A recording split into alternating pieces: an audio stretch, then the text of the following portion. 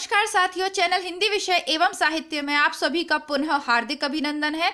जैसा कि आप सभी जानते हैं, अपने इस चैनल पे तैयारी करते हैं हम हिंदी की प्रतियोगी परीक्षाओं की, विशेषतः उच्च स्तरीय प्रतियोगी परीक्षाओं PGT, net, JRF, assistant professor की।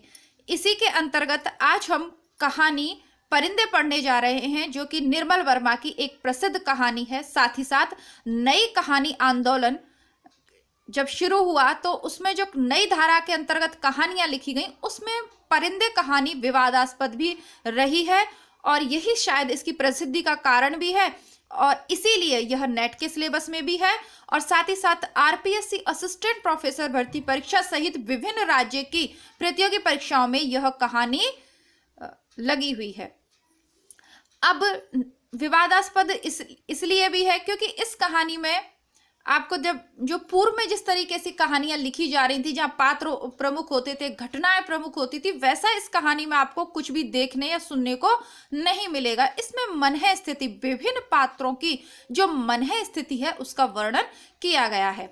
कहानी को शुरू करने से पहले हम थोड़ा सा संक्षिप्त परिचय इस कहानी के बारे में पढ़ेंगे और थोड़ा सा जानेंगे नई कहानी धारा के विषय में, ताकि इस कहानी का जो सार है वो हमें समझ में आए।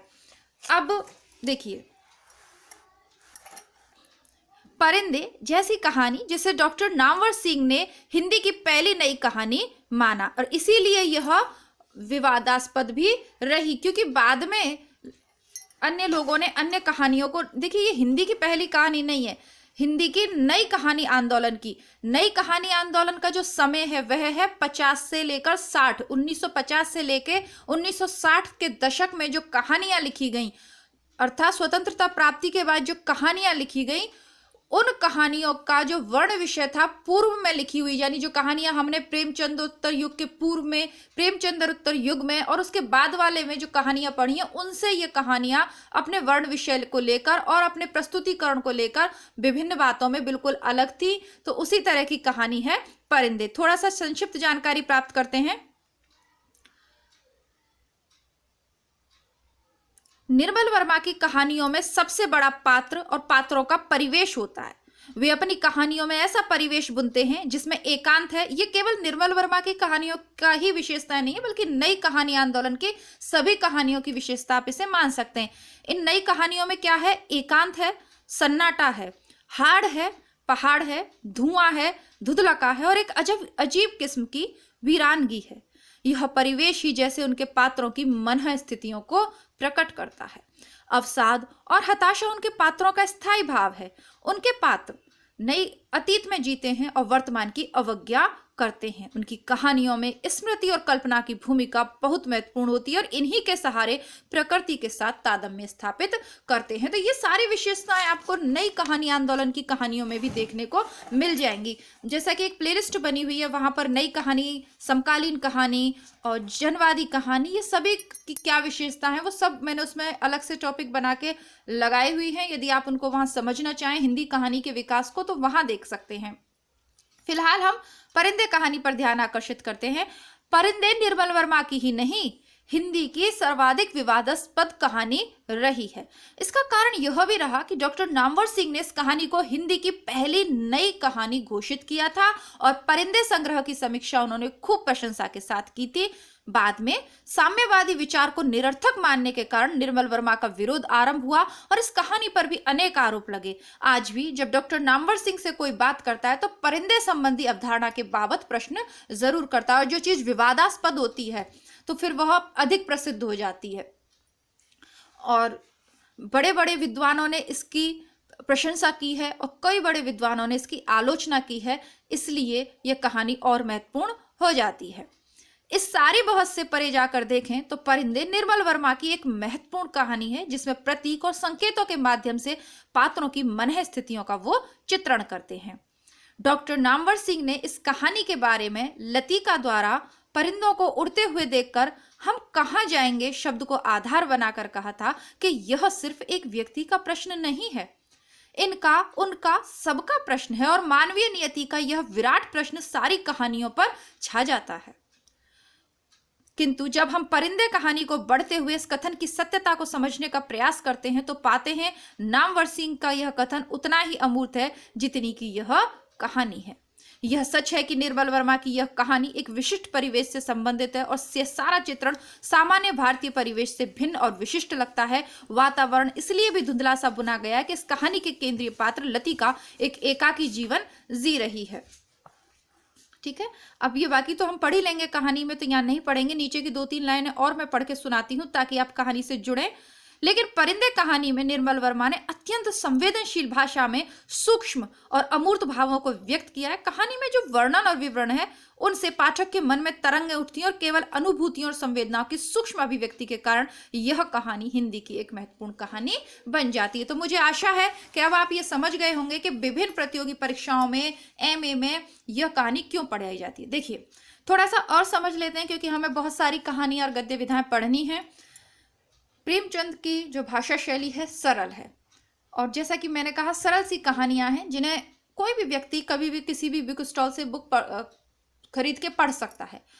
परिंदे जैसी जो कहानियां हैं और जो प्रेमचंद की कहानियां हैं हम 5th क्लास से ही लगना सिलेबस में लगना शुरू हो जाती हैं और पढ़ते रहते हैं। लेकिन परिंदे जैसी कहानियों को उच्च स्तरीय कक्षाओं में लगाया जाता है, छोटी बच्चों की कक्षा में परिंदे जैसी कहानियों को नहीं लगाया जाता। नई कहानी में जो है जो हमारे जीवन की सत्यता है, हालांकि जैसा कि प्रेमचंद का जो युग है उसमें भी यथार्थवाद है, उन कहानियों में भी यथार्थवाद है, पर वो युग अलग था, उसकी मांग अलग थी, उसका परिवेश अलग था, वातावरण अलग था। आज वर्तमान समय में यदि हम परिस्थितियों को देखें तो हम प्रेमचंद की बूढ़ी काकी या कफन के नजदीक नहीं होंगे। मतलब बूढ़ी काकी के तो हो सकते हैं, पूस की रात जैसी कहानियों के या ठाकुर का कुआं जैसी कहानियों के नजदीक ना होकर परिंदे जैसी कहानियों में, या यही सच है जैसी कहानी, जिंदगी और जोग जैसी कहानी, जिंदगी बदल गई ऐसी एक और जिंदगी, ऐसी कहानियों के पास अधिक रहेंगे, या आपका बंटी जैसे पात्रों से हम जुड़ पाएंगे क्योंकि ये हमारा वर्तमान परिवेश है। आज हर व्यक्ति किसी ना किसी कारण से अकेलेपन का शिकार है, घुटन संतरास सबकी जिंदगी में, और अकेला जीवन, अब अकेली महिलाओं का जीवन जीना कोई विशेष बात नहीं रही है। पहले एक शादी एक अनिवार्य सामाजिक आवश्यकता थी, वर्तमान में नहीं रही है।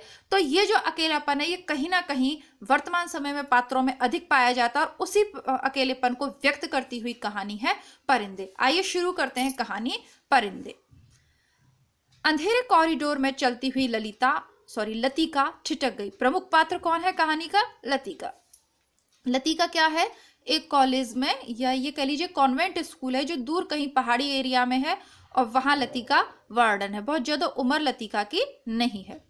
अंधेरे कॉरिडोर में चलते हुए लतिका ठिठक गई। दीवार का सहारा लेकर उसने लैंप की बत्ती बढ़ा दी। सीढ़ियों पर उसकी छाया एक बेडौल कटी फटी आकृति खींचने लगी। 7 नंबर के कमरे से लड़कियों की बातचीत और हंसी ठहाकों का स्वर अभी तक आ रहा था। लतिका ने दरवाजा खटखटाया। शोर अचानक बंद हो गया। कौन है? लतिका चुप खड़ी रही। कमरे में कुछ देर खुसर पुसर होती रही, फिर दरवाजे की चटकनी खुलने का स्वर आया। लतिका कमरे की देहरी से आगे बढ़ी। लैंप की झपकती लौ में लड़कियों के चेहरे सिनेमा के पर्दे पर क्लोजअप की भांति उभरने लगे, यानी नजदीक से दिखाई देने लगे। कमरे में अंधेरा क्यों कर रखा है? लतिका के स्वर में हल्की सी झिड़की का आभास था। लैंप में तेल ही खत्म हो गया मैडम। यह सुधा का कमरा था, इसीलिए उसी को उत्तर देना पड़ा। हॉस्टल में शायद वह सबसे अधिक लोकप्रिय थी, क्योंकि सदा छुट्टी के समय या रात को डिनर के बाद आसपास के कमरों में रहने वाली लड़कियों का जमघट उसी के कमरे में लग जाता था। देर तक गपशप हंसी मजाक चलता रहता। अब लतिका कहती हैं कि तेल के लिए करीमुद्दीन को क्यों नहीं कहा? कितनी बार कहा मैडम, लेकिन उसे याद रहे तब तो। करीमुद्दीन को कौन है? वहां का जो वहां पे जो काम करता है, वह है जो लड़कियों की दैनिक आवश्यकताओं की चीजें उन्हें लाके देता था। तो कि महिला हॉस्टल है। कमरे में हंसी की फुहार एक कोने से दूसरे कोने तक फैल गई। लतिका के कमरे में आने से अनुशासन की जो घुटन घेराई थी वह अचानक बह गई। करीमुद्दीन हॉस्टल का जोकर था। उसके आलस और काम में टाल मटोल करने के किस्से कहानियां हॉस्टल की लड़कियों में पीढ़ी दर पीढ़ी चली आती थी। अब देखिए हॉस्टल में यही होता है, क्योंकि वार्डन जब आती है चेकिंग पे तो सब में एक अनुशासन का माहौल बन जाता है, और जैसी वार्डन मैडम चेक करने के बाद जाती हैं, लड़कियां अपनी हंसी ठिठोली में व्यस्त हो जाती हैं। और जो पुराने समय के जो सीनियर्स होते हैं, जो नई लड़कियां आती हैं, उनको तरह तरह की कहानियां सुनाया करते हैं। बहुत सी तो भूतों की डरावनी है, मतलब हर तरीके की, कि वो पात्र ऐसा है, वार्डन ऐसी है, या मतलब जो जहाँ पे जो कर्मचारी हैं उनके बारे में जो उनका ज्ञान है उसके आधार पर अक्सर कहानियां सुनाई जाती हैं। तो वो हर साल दर साल वो चलती रहती हैं। अब उनमें कितना सच्चाई है या कितना झूठी है तो नहीं पता चलता, लेकिन समय पास करने के लिए ऐसी कहानियां खूब हॉस्टल में सुनाई जाती हैं। लतिका को हठात कुछ स्मरण हो आया। अंधेरे में लैंप घुमाते हुए उसने चारों ओर निगाहें दौड़ाई। कमरे के चारों ओर घेरा डालकर वे बैठी थी, पास पास, एक दूसरे के समीप, एक दूसरे से सटकर। सबके चेहरे परिचित थे, किंतु लैंप के पीले मध्यम प्रकाश में जैसे कुछ बदल गया था, जैसे वह उन्हें पहली बार देख रही थी। जूली, अब तुम इस ब्लॉक में क्या कर रही हो? जूली खिड़की के पास पलंग के सिरहाने पर बैठी थी। उसने चुपचाप आंखें नीची कर ली। लैंप का प्रकाश चारों ओर से सिकुड़कर अब केवल चेहरे पर गिर रहा था। नाइट रजिस्टर पर दस्तखत कर दिए? अब लतिका उनसे पूछती है। नाइट रजिस्टर पर दस्तखत कर दिए? हाँ मैडम। फिर? लतिका का स्वर कड़ा हो गया। जूली सुक जाकर खिड़की के बाहर देखने लगी। जब से लतिका इस स्कूल में आई है, उसने अनुभव किया कि हॉस्टल के इस नियम का पालन डांट फटकार के बावजूद भी नहीं किया जाता। नाइट रजिस्टर पर दस्तखत करने के बाद अपना ब्लॉक छोड़ने पर कड़ी पाबंदी है, किंतु किसी न किसी बहाने से प्रत्येक लड़की इसका उल्लंघन करती है। मैडम, कल से छुट्टियां शुरू हो जाएंगी, इसीलिए आज रात हम सब ने मिलकर। और सुधा पूरी बात ना कहकर हेमंती की ओर देखते हुए मुस्कुराने लगी। हेमंती के गाने का प्रोग्राम है, आप भी कुछ देर बैठिए ना मैडम। लतिका खिसियानी सी हो आई। इस समय यहां आकर उसने इनके मजे को किरकिरा कर दिया। इस छोटे से हिल स्टेशन पर रहते हुए आज उसे अरसा हो गया, किंतु कब समय पतझड़ और गर्मियों का घेरा पार करके सर्दियों की छुट्टियों की गोद में सिमट जाता है, उसे कभी याद नहीं रहता। यानी अब वो प्रतिदिन उसका एक रूटीन वर्क हो गया, तो उसे ये याद ही नहीं रहा कि आज छुट्टियां, कल से छुट्टियां होने वाली हैं, तो इसलिए सारी लड़कियां मिलकर आज मतलब कोई अपना मनोरंजन का कार्यक्रम भी कर सकती हैं, है ना।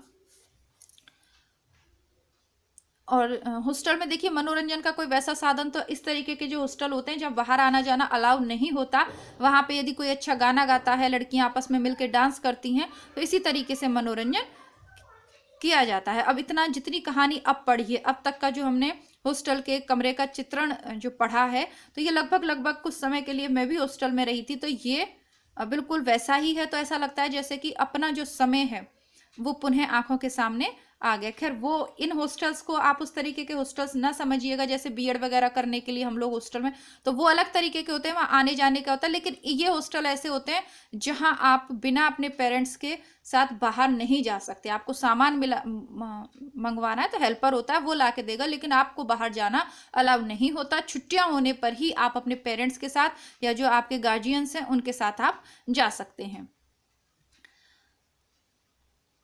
चोरों की तरह चुपचाप उसने अपने पांव देहरी से बाहर कर लिए। उसके चेहरे का तनाव ढीला पड़ गया। वह मुस्कुराने लगी, क्योंकि अब उसे याद आया कि हाँ, आज तो छुट्टियों का आखिरी, मतलब छुट्टियां शुरू होने का आज से पहले आज अंतिम रात्रि है। तो उसने फिर कुछ कहा नहीं। मेरे संग स्नोफॉल देखने कोई नहीं ठहरेगा? मैडम, छुट्टियों में क्या आप घर नहीं जा रही? सब लड़कियों की आंखें उस पर जम गईं। अभी कुछ पक्का नहीं है। I love the snowfall. Latika को लगा यही बात उसने पिछले साल भी कही थी, और शायद पिछले से पिछले साल भी। उसे लगा मानो लड़कियां उसे संदेह की दृष्टि से देख रही हैं, जैसे उन्होंने उसकी बात पर विश्वास ही नहीं किया। उसका सिर चकराने लगा, मानो बादलों का स्याह झुरमुट किसी अनजाने कोने से उठकर उसे अपने में डुबो लेगा। वह थोड़ा सा हंसी, फिर धीरे से सिर को झटक दिया। जूली, तुमसे कुछ काम है, अपने ब्लॉक में जाने से पहले मुझसे मिल लेना। Well, good night. लतिका ने अपने पीछे दरवाजा बंद कर दिया। Good night madam, good night, good night.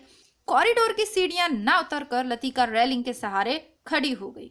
Lamp की बत्ती को नीचे घुमाकर उसने कोने में रख दिया। बाहर धुंध की नीली तह इतनी घनी हो चली थी कि उन्हें चाकू से छीला जा सकता था। लॉन पर लगे हुए चीड़ के पत्तों की सरसराहट हवा के झोंकों के संग कभी तेज कभी धीमी होकर भीतर बह आती थी। अब ये पूरा वातावरण का वर्णन है, और ये वातावरण का वर्णन भी उसी तरीके का है जिसके माध्यम से आप आसानी से लतिका की मन स्थिति को समझ सकते हैं। एक तरीके का अकेलापन, अंधेरा, जो कि नई धारा की जो कहानियां हैं उनका प्रमुख वर्ण विषय या विशेषता कह सकते हैं। हवा में कुनकुनी सर्दी का आभास पाकर लतिका के मस्तिष्क में कल से आरंभ होने वाली छुट्टियों का ध्यान भटक आया। उसने आंखें मूंद ली। उसे लगा, अर्थात लतिका को लगा, जैसे उसकी टांगें बांस की लकड़ियों सी उसके शरीर से बंधी हैं, जिसकी गांठें धीरे धीरे खुलती जा रही हैं।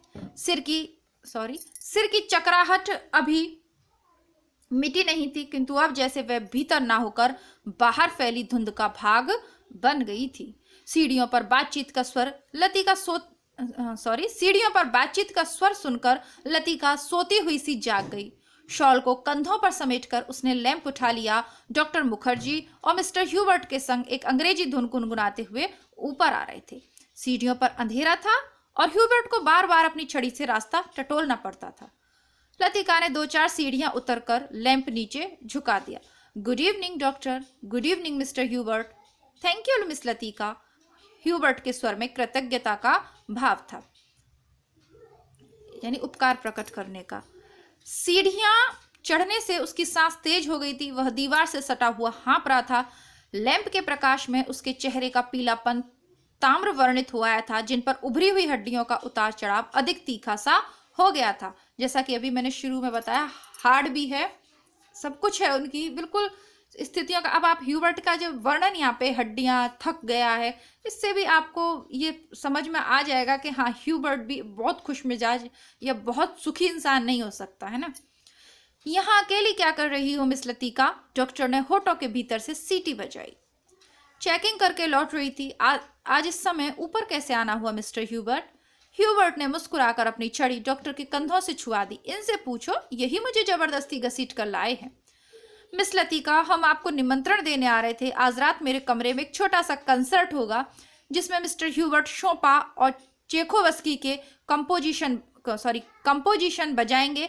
फिर क्रीम कॉफी पी जाएगी। उसके बाद यदि समय रहा तो पिछले साल हमने जो गुनाह किए हैं उन्हें सब मिलकर कन्फेस करेंगे। डॉक्टर मुखर्जी के चेहरे पर शरारत भरी मुस्कान खिल गई। डॉक्टर मुझे माफ करें, मेरी तबीयत कुछ ठीक नहीं है, लतिका कहती है। चलिए ये ठीक रहा, फिर तो आप वैसे भी मेरे पास आती। डॉक्टर ने धीरे से लतिका के कंधे को पकड़कर अपने कमरे की ओर मोड़ दिया।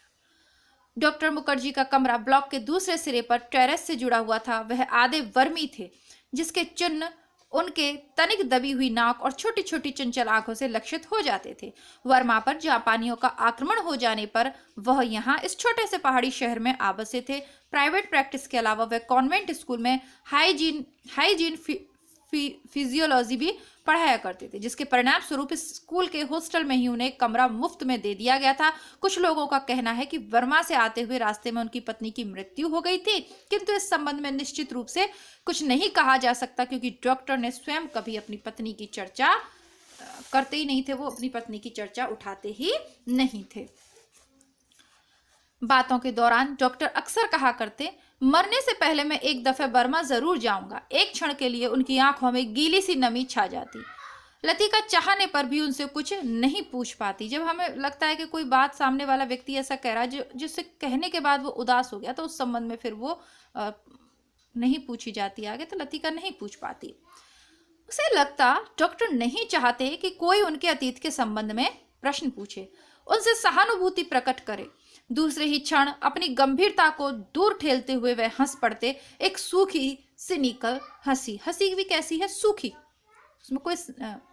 उसमें कोई भाव ही नहीं है, ऐसी हंसी वो हंस पड़ते। होम सिकनेस ही एक ऐसी बीमारी है जिसका इलाज करना किसी डॉक्टर के बस की बात नहीं। टेरेस पर मेज कुर्सियां बिछा दी गई। भीतर कमरे में पर्कुलेटर में कॉफी का पानी चढ़ा दिया गया। सुना है अगले 2-3 वर्षों में यहाँ पर बिजली का इंतजाम हो जाएगा, डॉक्टर ने स्प्रिट लैंप जलाते हुए कहा। यह बात तो पिछले 10 सालों से सुनने में आ रही है। कहते हैं अंग्रेजों ने एक लंबी चौड़ी स्कीम बनाई थी, पता नहीं उसका क्या हुआ। ह्यूबर्ट आराम कुर्सी पर अधलेटा सा लॉन की ओर देख रहा था। लतिका कमरे में से 2 मोमबत्तियां ले आई। मेज के दोनों सिरों पर टिकाकर उन्हें जलाकर रख दिया। टेरेस का अंधेरा के पीले प्रकाश के दायरे में इर्द गिर्द सिमटने लगा।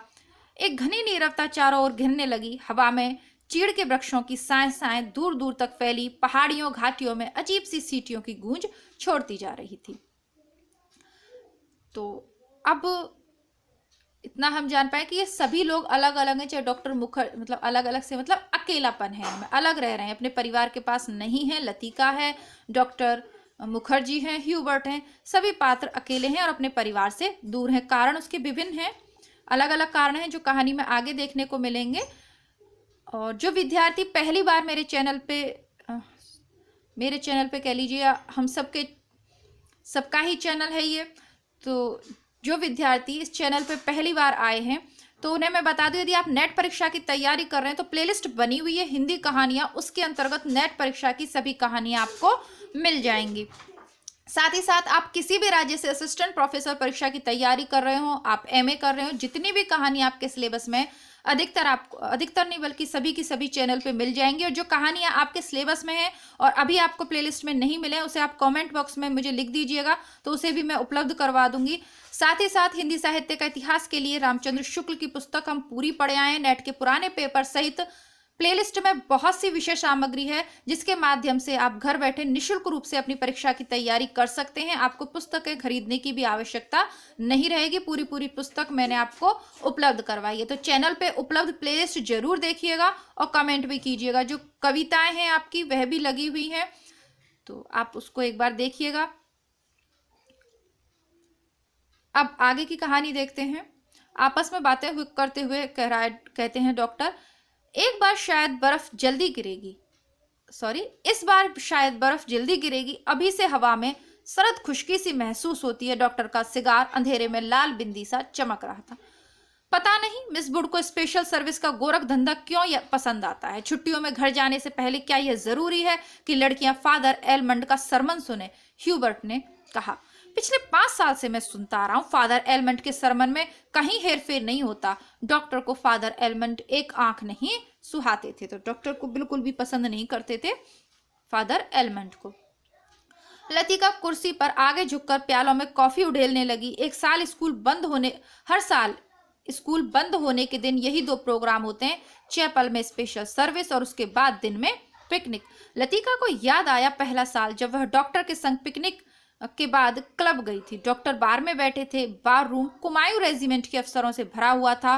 कुछ देर तक बिलियर्ड्स का खेल देखने के बाद जब वह वापस बार की ओर लौट रही थी तब उसने दाईं ओर क्लब की लाइब्रेरी में देखा, किंतु उसी समय डॉक्टर मुखर्जी पीछे से आ गए और बोले, मिस लतिका, यह मेजर गिरीश नेगी हैं। तो अब उनके जो पात्र हैं, कहानी का जो प्रमुख पात्र है लतिका, वो अतीत में जा रही है, पुराना याद कर रही है। जैसा कि नई कहानी की विशेषताओं में शुरू में ही पढ़ा था हमने, अतीत का चित्रण है, अतीत और भविष्य की कल्पना, इनमें उनके पात्र जीते हैं और अधिकतर सभी लोग वर्तमान में इसी तरीके से जी रहे हैं। बिलियर्ड्स रूम से आते हुए हंसी ठहाकों के नीचे वह नाम दब सा गया था। वह किसी पुस्तक के बीच उंगली रखकर लाइब्रेरी की खिड़की से बाहर देख रहा था। हेलो डॉक्टर, वह पीछे मुड़ा तब उस क्षण ... उसको बात को यहाँ पूरा नहीं किया है। सीधी सी बात है कि इसमें लतिका जो कुछ भी लतिका ने सोचा वो लेखक ने अधूरा छोड़ दिया है कि क्या सोचा। इसको आगे की कहानी में देखते हैं। उस क्षण न जाने क्यों लतिका का हाथ कांप गया और कॉफी की कुछ गर्म बूंदें उसकी साड़ी पर छलक आईं। अंधेरे में किसी ने नहीं देखा कि लतिका के चेहरे पर एक उन्नीदा सा रोतापन घिर आया है। हवा के अब वो पुरानी बात है, जब याद कर रही है तो जैसे ही पीछे से कोई उसको आवाज सुनाई देती है तो उसके हाथ से कॉफी गिर जाती है और ये कोई नहीं देख पाता कि एक उन्नीदा सा रोतापन उसके चेहरे पर घिर आया है। यानी कि उसके अतीत में कुछ ऐसा दर्दनाक उसके साथ घटित हुआ है जिसे वो भूल नहीं पाती है और उस घटना को याद करके आज भी उसकी आंखें भर आई हैं। हवा के झोंकों से मोमबत्ती की लौ फड़कने लगी, यानी वापस से वर्तमान में आ गई है वो। टेरेस के ऊपर काठ गोदाम जाने वाली सड़क पर यूपी रोडवेज की आखिरी बस डाक लेकर जा रही थी। बस की हेडलाइट्स में आसपास फैली हुई झाड़ियों की छायाएं टेरेस की दीवार पर सरकती हुई गायब होने लगी। जिस तरीके का वर्णन है, ऐसा लगता है कि निर्मल वर्मा स्वयं उसी कॉन्वेंट स्कूल में बैठ के ये कहानियां लिख रहे हैं, तभी तो उन्होंने इतना सूक्ष्म वर्णन किया है कि बस जा रही है तो उन झाड़ियां की छाया कैसी लग रही है दीवार पे, इतना मतलब इस तरीके का वर्णन जैसे कि वो सामने सारे चित्र उनके घटित होते जा रहे हैं और वो उसे लिखते जा रहे हैं।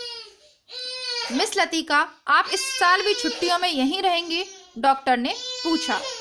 डॉक्टर का प्रश्न हवा में टंगा रहा। उसी क्षण पियानो पर शोपा का नॉक्टर्न ह्यूबर्ट की उंगलियों के नीचे से फिसलता हुआ धीरे धीरे टेरेस के अंधेरे में घुलने लगा, जैसे जल पर कोमल स्वप्निल उर्मियां भंवरों का झिलमिलाता जाल बुनती हुई फैलती जा रही हैं दूर दूर किनारों तक। लतिका को लगा, आओ बेटा, रो नहीं, चुप हो जाओ, मेरे पास आ जाओ, गोदी में लूंगी, आओ, आप चुप तो हो, आओ गोदी लेंगे, आ जाओ, गोदी में आ जाओ। तो डॉक्टर का प्रश्न हवा में टंगा रहा। उसी क्षण पियानो पर शोपा का नॉक्टर्न ह्यूबर्ट की उंगलियों के नीचे से फिसलता हुआ धीरे धीरे टेरेस के अंधेरे में घुलने लगा, जैसे जल पर कोमल स्वप्निल उर्मियां भंवरों का झिलमिलाता जाल बुनती हुई फैलती जा रही हैं दूर दूर किनारों तक। लतिका को लगा जैसे कहीं बहुत दूर बर्फ की चोटियों से परिंदों के झुंड नीचे अनजान देशों की ओर उड़े जा रहे हैं।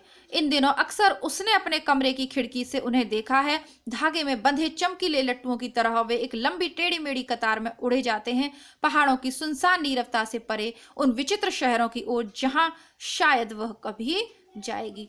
अब ये सभी लोग अकेलेपन में जी रहे हैं और सर्दियों की जो छुट्टियां आती हैं उसमें लड़कियां अपने अपने घर जाने की तैयारी कर रही हैं। तो उसी प्रकार वो देखती है कि जैसे बहुत सारे पक्षियों का एक झुंड उड़ता हुआ अपनी खिड़की में से देखती है, वो अनजाने देशों में या शहरों की ओर जा रहे हैं। अब सब लोग अपने अपने घर जाने की तैयारी कर रहे हैं, तो लगभग उसको प्रतीक के माध्यम से यहाँ व्यक्त किया, जैसे कि अन्य ठंडे प्रदेशों में रहने वाले पक्षी शहरों की ओर पलायन करते हैं। जैसे कि आपने सुना होगा भरतपुर में घना पक्षी विहार है, वहां पर ठंडे प्रदेशों से साइबेरियन सारस पक्षी वहां पर आते हैं सर्दियों में प्रवास करने के लिए। ठीक है।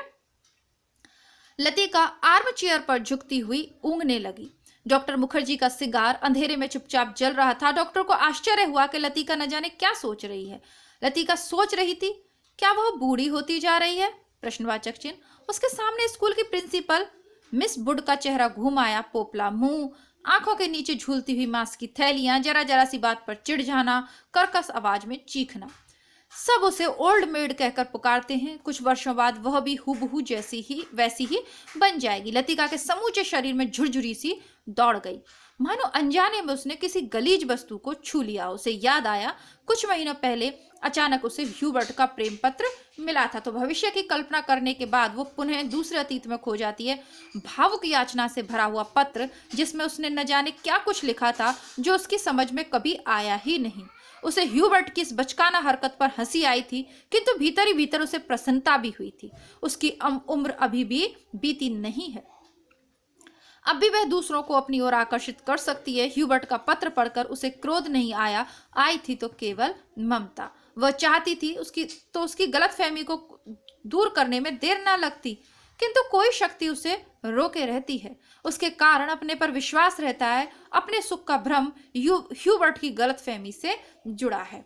तो देखिए, अब लतिका अकेली रहती है। अब उसके भविष्य में कुछ ऐसा उसके भूतकाल में कुछ ऐसा घटित हुआ है कि वो ह्यूबर्ट के प्रेम आमंत्रण को स्वीकार नहीं कर सकती, लेकिन फिर भी उसे अच्छा लगता है। उसे गुस्सा नहीं आता उसका आमंत्रण पाके, क्योंकि उम्र के इस पड़ाव पे लतिका कोई छोटी लड़की नहीं है, युवती है। तो उसे उम्र के इस पड़ाव पे जहां वो उसे ऐसा लगता है कि कहीं वो बूढ़ी तो नहीं हो रही, ऐसे उम्र पर भी 30 से 40 वर्ष की जो उम्र है के बीच का उसकी उम्र है, उस समय जब उसे किसी का प्रेम निमंत्रण मिलता है तो वो कहीं ना कहीं खुश होती है कि चलो अभी मैं ठीक है, अगर कोई मुझे प्रेम कर रहा है। और प्रेम एक ऐसा भाव है जब कोई आपके प्रति व्यक्त करता है तो आपको अच्छा अवश्य लगता है।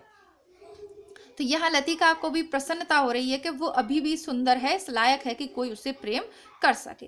ह्यूबर्ट ही क्यों, वह क्या किसी को भी चाह सकेगी? उसी अनुभूति के संग जो अब नहीं रही, जो छाया सी उस पर मंडराती रहती है, ना स्वयं मिटती है, ना उसे मुक्ति दे पाती है। उसे लगा जैसे बादलों के झुरमट फिर उसके मस्तिष्क पर धीरे धीरे छाने लगे। उसकी टांगें फिर निर्जीव शिथिल सी हो गई हैं। वह झटके से उठ खड़ी हुई। डॉक्टर, मुझे माफ करना, मुझे बहुत थकान सी लग रही है।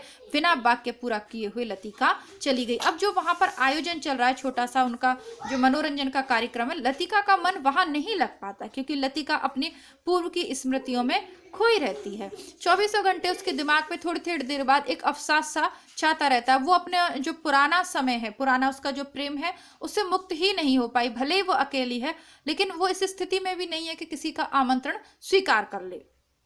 और स्वीकार नहीं कर रही, इसका भी कोई कारण उसके पास नहीं है क्योंकि वो तो अकेली रह रही है।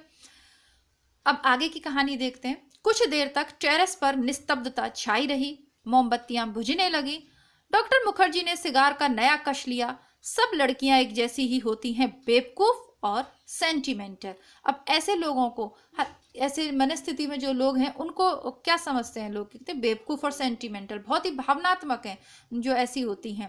ह्यूबर्ट की उंगलियों का दबाव पियानो पर ढीला पड़ता गया। अंतिम सुरों की झिझकी सी गूंज कुछ क्षण तक हवा में तैरती रही। डॉक्टर, आपको कुछ मालूम है? मिस लतिका का व्यवहार पिछले कुछ अरसे से अजीब सा लगता है। ह्यूबर्ट के स्वर में लापरवाही का भाव था। वह नहीं चाहता था कि डॉक्टर की लतिका के प्रति उसकी भावनाओं का आभास मात्र भी डॉक्टर को मिल सके। जिस कोमल अनुभूति को वह इतने समय से संजोता है, डॉक्टर उसे हंसी के एक ही ठहाके में उपहासास्पद बना देगा। क्या तुम नियति में विश्वास करते हो ह्यूबर्ट? डॉक्टर ने कहा।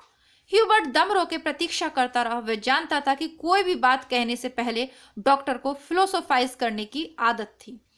डॉक्टर टेरेस के जंगले से सटकर खड़ा हो गया।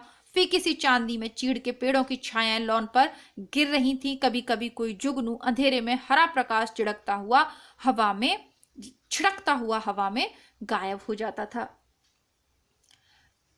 मैं कभी कभी सोचता हूँ कि इंसान जिंदा किस लिए रहता है। अब डॉक्टर जो मुखर्जी हैं वो अपनी फिलॉसफी, कहते हैं ना, ज़्यादा फिलॉसफी मत झाड़ो, जो बात है उसको सीधे सीधे ना कह दो, ऐसे कहते हैं ना कहकर वो अपनी फिलॉसफी झाड़ रहे हैं।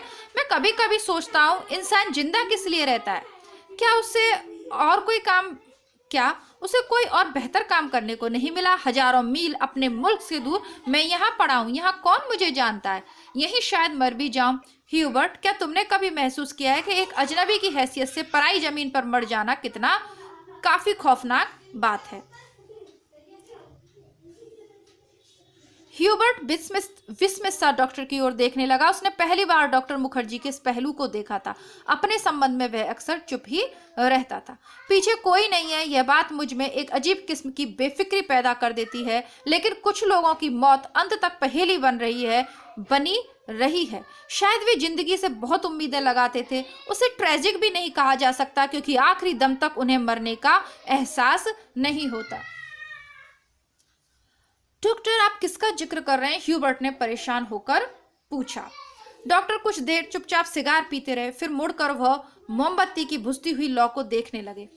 तुम्हें मालूम है, किसी समय लतिका बेनागा क्लब जाया करती थी। गिरीश नेगी से उसका परिचय वहीं हुआ था। कश्मीर जाने से एक रात पहले उसने मुझे सब कुछ बता दिया था। मैं अब तक लतिका से उस मुलाकात के बारे में कुछ नहीं कह सका हूं,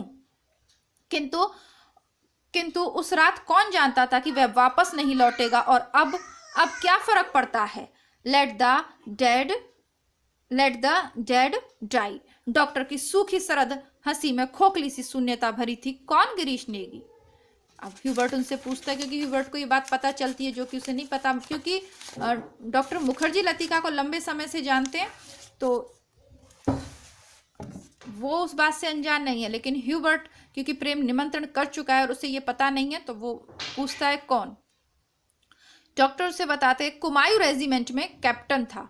डॉक्टर, क्या लतिका? ...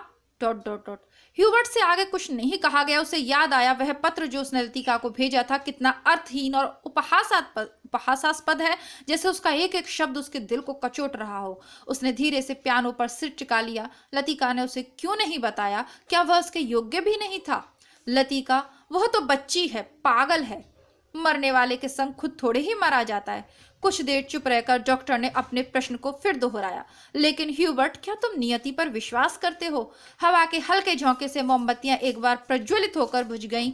टेरेस पर ह्यूबर्ट और डॉक्टर अंधेरे में एक दूसरे का चेहरा नहीं देख पा रहे थे, फिर भी वे एक दूसरे की ओर देख रहे थे। कॉन्वेंट स्कूल से कुछ दूर मीडोज में बहते पहाड़ी नाले का स्वर आ रहा था। जब बहुत देर बाद कुमायूं रेजिमेंटल सेंटर का बिगुल सुनाई दिया तो ह्यूबर्ट हड़बड़ाकर खड़ा हो गया। अच्छा, चलता हूँ doctor, good night. Good night Hubert, माफ करना, मैं सिगार खत्म करके ही उठूंगा। तो ये उस एक रात का वर्णन है। अब जो दूसरे दिन की घटना है, कुल यानी 2 दिन के बीच में ये पूरी इतनी लंबी कहानी यहाँ पर लिखी है निर्मल वर्मा जी ने। और एक ही वीडियो में ये कहानी पूरी नहीं हो पाएगी क्योंकि बहुत लंबी कहानी है, तो इसको हम 2 भागों में पढ़ेंगे। लेकिन एक बात मैं आप लोगों से कहना चाहती हूँ कि आप सभी लोग जब किसी रचना को पढ़ते हैं, किसी कहानी को पढ़ते हैं, तो उसका पहला भाग सभी लोग देखते हैं लेकिन उसका अंतिम भाग नहीं देखते, जबकि परीक्षा के लिए जरूरी है कि आप उसके दोनों भाग देखें, अर्थात पूरी कहानी को पढ़ें। अब सुबह क्या होता है वो देखते हैं। सुबह बदली छाई थी। लतिका के खिड़की खोलते ही धुंध का गुब्बारा सा भीतर घुस आया, जैसे रात भर दीवारों के सहारे सर्दी में ठिठुरता हुआ वह भीतर आने की प्रतीक्षा कर रहा हो। अब देखिए, इस कहानी में ऐसा कुछ भी नहीं है जो किसी पाठक वर्ग को बांधे रखे। अब इसीलिए ये जो कहानियां होती है ना, ये केवल सिलेबस में ही, ना किताबों में ही रह जाती हैं। इनके, है ना, जैसे प्रेमचंद की कहानियां हैं, उनको पढ़ा जा सकता है। छोटी सी कहानी है, थोड़ी देर में उसका भाव निकल के आ जाता है कहानी का, और बस कहानी खत्म हो गई, और कुछ यादें भी साथ रह जाती हैं। लेकिन इन कहानियों में ऐसा कुछ नहीं है, बल्कि कभी कभी तो लगता है कि बेवजह इतना सारा वर्णन करके, वस्तु वर्णन करके कहानी को लंबा खींचा जा रहा है। चलिए आगे देखते हैं। अब हम लोगों के सिलेबस में है तो हमें यह पढ़नी पड़ेगी। और एकाकी जीवन जीने वाले लोगों में अकेलेपन का एहसास कैसे होता है, किस तरीके से, मतलब किस तरीके से अकेलापन उनके हृदय को भी शून्यता से भर देता है, ये इसके पात्रों के द्वारा हम समझ सकते हैं। सुबह बदली छाई थी। लतिका के खिड़की खोलते ही धुंध का गुब्बारा सा भीतर घुस आया, जैसे रात भर दीवार के सहारे सर्दी में ठिठुरता हुआ वह भीतर आने की प्रतीक्षा कर रहा हो। स्कूल से ऊपर चैपल जाने वाली सड़क बादलों में छिपाई थी। केवल चैपल का क्रॉस धुंध के पर्दे पर एक दूसरे को काटती हुई पेंसिल की रेखाओं सा दिखाई दे जाता था। लतिका ने खिड़की से आंखें हटाई तो देखा करीमुद्दीन चाय की ट्रे लिए खड़ा है। करीमुद्दीन मिलिट्री में अर्दली रह चुका था, इसलिए ट्रे मेज पर रखकर अटेंशन की मुद्रा में खड़ा हो गया। लतिका झटके से उठ बैठी। सुबह से आलस करके कितनी बार जागकर वह सो चुकी है। अपनी खिसियाट मिटाने के लिए लतिका ने कहा, बड़ी सर्दी है आज, बिस्तर छोड़ने को जी ही नहीं चाहता। हाजी मैम साहब, अभी क्या सर्दी आई है, बड़े दिनों में देखना कैसे दांत कटकटाते हैं। और करीमुद्दीन अपने हाथों को बगल में डालते हुए इस तरह सिकुड़ गया जैसे उन दिनों की कल्पना मात्र से उसे जाड़ा लगना शुरू हो गया है। गंजे सिर पर दोनों तरफ के बाल खिजाब लगाने से कत्थई रंग के भूरे हो गए थे। बात चाहे किसी विषय पर रही हो, वह हमेशा खींच तान कर उसे ऐसे क्षेत्र में घसीट लाता था जहां वे बेझिझक अपने विचारों को प्रकट कर सके। यानी उसे हर बात पर बोलने की आदत थी। एक दफा तो यहाँ लगातार इतनी बर्फ गिरी थी कि भवाली से लेकर डाक बंगले तक सारी सड़कें जाम हो गई थी। इतनी बर्फ थी मैम साहब की पेड़ों की टहनियां तक सिकुड़कर तनों से लिपट गई थी, बिल्कुल ऐसे। और करीमुद्दीन नीचे झुककर मुर्गा सा बन गया। कब की बात है, लतिका ने पूछा। अब तो यह जोड़ हिसाब करके ही पता लगेगा चलेगा मैम साहब, लेकिन इतना याद है कि उस वक्त अंग्रेज बहादुर यही थे। कंटोनमेंट की इमारत पर कौमी झंडा नहीं लगा था। बड़े जबर थे ये अंग्रेज। 2 घंटों में सारी सड़कें साफ करवा दी। उन दिनों एक सीटी बजाने से 50 घोड़े वाले जमा हो जाते थे। थोड़ा सा इसकी 50 घोड़े वाले जमा हो जाते थे। अब सारे शेड खाली पड़े हैं, वे लोग अपनी खिदमत भी करवाना जानते थे। अब तो सब उजाड़ हो गया है। करीमुद्दीन उदास भाव से बाहर देखने लगा। यानी अंग्रेजों के वैभव और यश की यहाँ प्रशंसा हो रही है। आज ये पहली बार नहीं है जब लतिका कमरुद्दीन से उन दिनों की बातें सुन रही है जब अंग्रेज बहादुर ने इस स्थान को स्वर्ग बना रखा था। आप छुट्टियों में इस साल भी यहीं रहेंगी मैम साहब? दिखता तो कुछ ऐसा ही है करीमुद्दीन, तुम्हें फिर तंग होना पड़ेगा। क्या कहती हैं मैम साहब, आपके रहने से हमारा भी मन लग जाता है, वरना छुट्टियों में तो यहाँ कुत्ते लौटते हैं। तुम आज जरा मिस्त्री से कह देना कि इस कमरे की छत की मरम्मत कर जाए। इसको थोड़ा सा सेट करते हैं, आपको सही से शायद दिख नहीं रहा होगा। तुम आज जरा मिस्त्री से कह देना कि इस कमरे की छत की मरम्मत कर जाए। पिछले साल बर्फ का पानी दीवारों से टपकता रहता था। लतिका को याद आया पिछली सर्दियों में जब कभी बर्फ गिरती थी उसे पानी से बचने के लिए रात भर कमरे में कोने में सिमट कर सोना पड़ता था। करीमुद्दीन चाय की ट्रे उठाता हुआ बोला, ह्यूबर्ट साहब तो शायद कल ही चले जाएं। कल रात उनकी तबीयत फिर खराब हो गई। आधी रात के वक्त मुझे जगाने आए थे, कहते थे छाती में तकलीफ है। उन्हें यह मौसम बिल्कुल नहीं सुहाता। कह रहे थे लड़कियों की बस में वह कल ही चले जाएंगे। करीमुद्दीन दरवाजा बंद करके चला गया। लतिका की इच्छा हुई कि वह ह्यूबर्ट के कमरे में जाकर उसकी तबीयत की पूछताछ कराए, किंतु फिर न जाने क्यों स्लीपर पैरों में टंगे रहे और वह खिड़की के बाहर बादलों को उड़ता हुआ देखते रही। ह्यूबर्ट का चेहरा देखकर जिस तरह ह्यूबर्ट उसका चेहरा देखकर जिस तरह सहमा सा दयनीय हो जाता है, तब उसे लगता है कि वह अपनी मूक निरीह याचना में उसे कोस रहा है। न वह उसकी गलतफहमी को दूर करने का प्रयत्न कर पाती है और न उसे अपनी विवशता की सफाई देने का साहस होता है। उसे लगता है कि इस जाल से बाहर निकलने के लिए वह धागे के जिस सिरे को पकड़ती है वह खुद एक गांठ बनकर रह जाता है। तो अब ना तो लतिका उसे ये बता पाती है गिरीश के बारे में कि भाई वो उससे प्यार करती थी और अब वो इस दुनिया में नहीं रहा है, तो वो किसी और को नहीं चाह सकती, और ना गलतफहमी दूर कर पाती है उसकी, और ना ही उसके प्रेम आमंत्रण को वह स्वीकार कर पाती है। तो इसीलिए वो उसके सामने जाने में भी झिझकती है। बाहर बूंदाबांदी होने लगी थी। कमरे की टीन की छत खटखट बोलने लगी।